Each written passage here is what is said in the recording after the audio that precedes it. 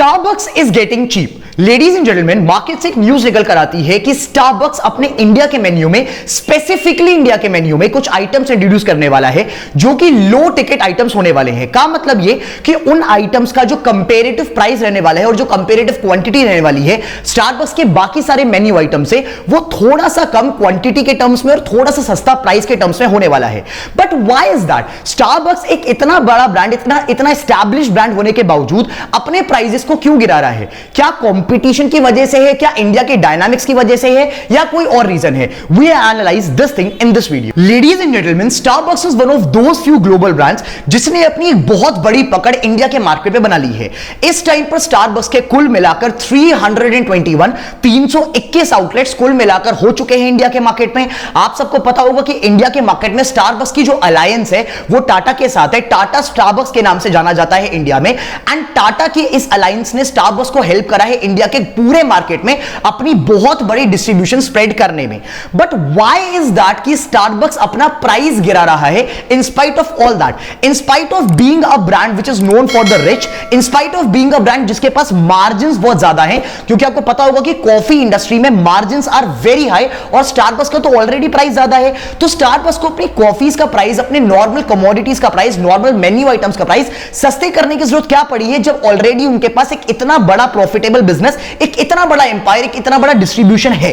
Why is that कि Starbucks अपनी prices को लोअर डाउन कर रहा है? हम सब लोगों ने रिसेंटली कुछ टाइम्स में देखा, जो लोग ऑलरेडी इंडिया का बिजनेस मार्केट फॉलो करते हैं, स्टार्टअप मार्केट फॉलो करते हैं, we all have seen that there have been a lot of brands around tea and coffee and all these beverages जो कि इंडिया के मार्केट में आ गए हैं।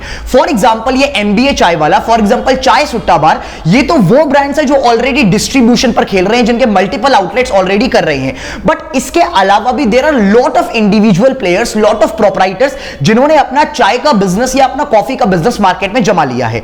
अब इसके चलते हुए Starbucks is actually facing a very tough competition from the Indian market. इसका मतलब क्या? इसका मतलब यह कि एक टाइम था जब इंडिया में कॉफी के नाम पर सिर्फ स्टारबक्स ही हमारे पास एक ऑल्टरनेटिव होता था, but over a period of time Starbucks के साथ साथ मार्केट में और बहुत सारे ऑल्टरनेटिव्स आ चुके हैं जो कि स्टारबक्स के कंपैरिजन में सस्ते हैं और बेटर है। Now you guys will say कि स्टारबक्स को इन ब्रांड से कॉम्पीट करने की क्या जरूरत है? स्टारबक्स का जो टैम है, स्टारबक्स जो टारगेटेड मार्केट है वो एक अलग मार्केट है, इन ब्रांड्स का जो मार्केट रहता है एक अलग मार्केट रहता है। तो Starbucks, why is Starbucks such a big brand fearing out all the small companies, all the small startups? इसका एक बहुत बड़ा रीजन ये है यार कि Starbucks is actually planning to expand itself in the Indian market. इसका मतलब क्या? इस टाइम पर स्टारबक्स की अगर आप लोकेशंस चेक करेंगे, जो 321 आउटलेट स्टारबक्स के इंडिया में है, if you check out those locations, you will see that all these startups, all these locations of Starbucks are actually in the tier 1 cities of India। का मतलब ये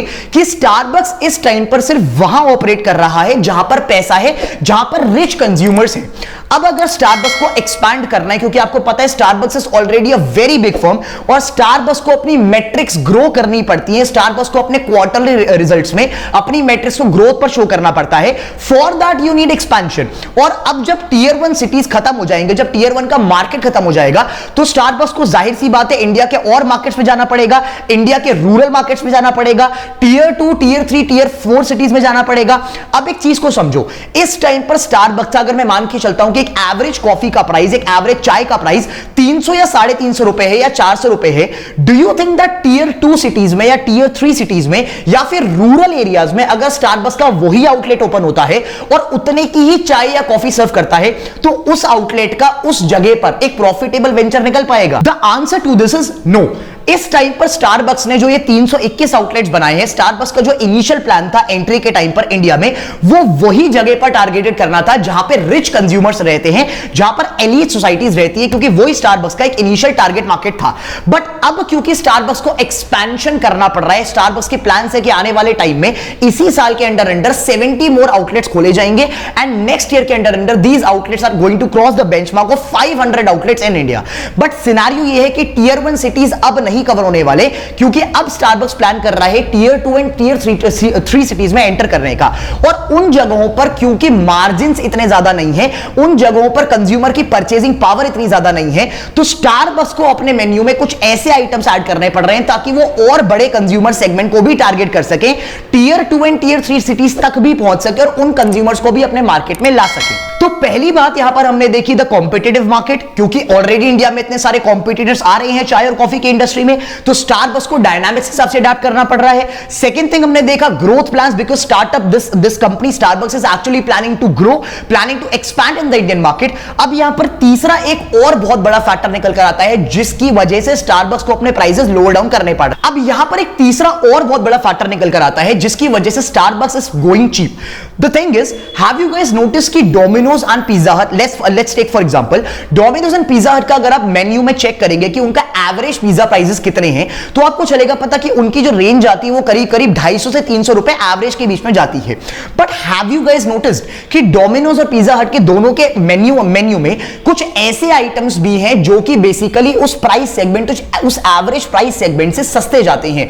same applies to McDonald's and same applies to Burger King as well. McDonald's की अगर हम बात करते हैं, Mac आलू टिक्की, जिस चीज से वो इंडिया में फेमस हुआ था, जिस आइटम से वो इंडिया में फेमस हुआ था, वो आइटम मैकडॉनल्ड्स के बाकी मेन्यू से के कंपैरिजन में काफी ज्यादा सस्ता है। अब यहां पर ना एक बहुत बड़ी ब्रांड की स्ट्रैटेजी समझते हैं।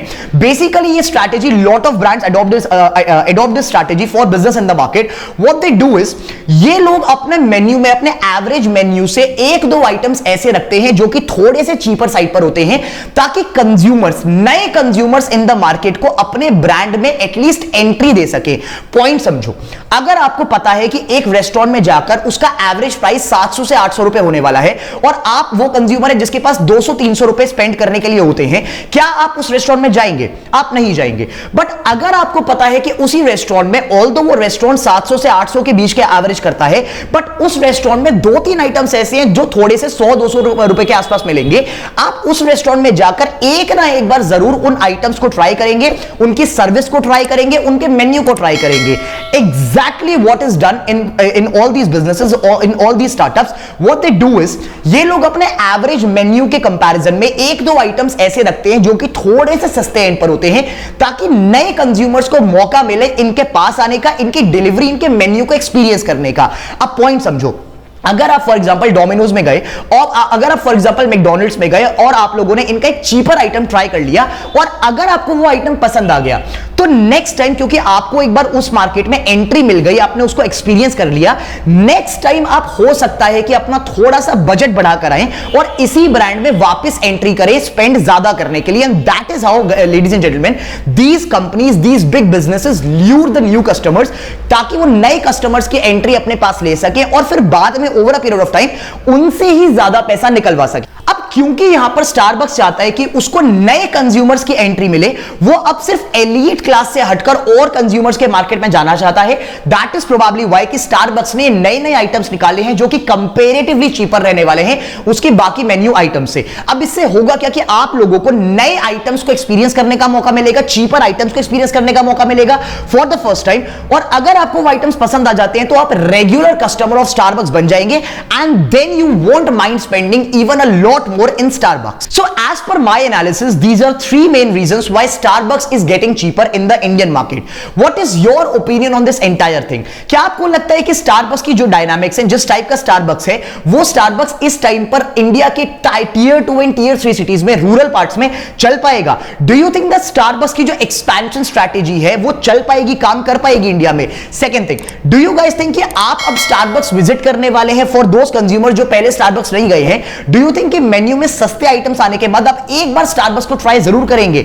Do comment and let me know. मुझे बताओ कि बिजनेस इनसाइट्स क्या हैं, क्या बिजनेसेस की ये स्ट्रैटेजी एक्चुअली कस्टमर्स को ल्यूर करने में काम करती है या नहीं? Do comment and let me know.